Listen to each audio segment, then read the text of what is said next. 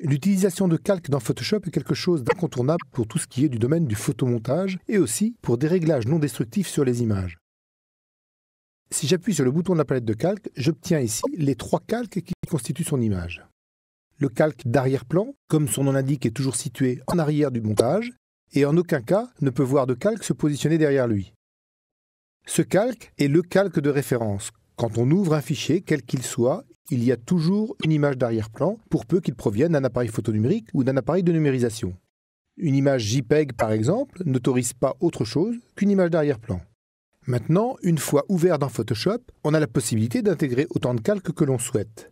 Il suffit tout simplement de cliquer sur la petite page en bas pour appliquer une nouvelle feuille transparente, prête à recevoir des informations pixels colorés qui viennent se juxtaposer au calque qui est immédiatement en dessous.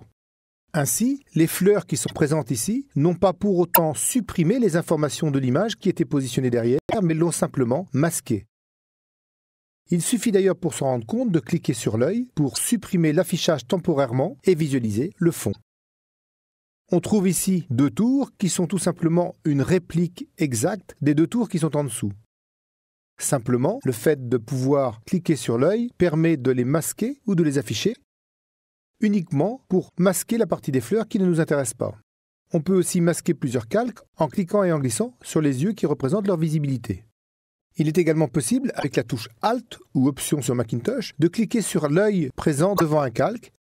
Cela permet de ne voir que ce calque et ce calque exclusivement. Si je fais un deuxième clic avec la touche Alt sur l'œil, je reviens à la situation précédente.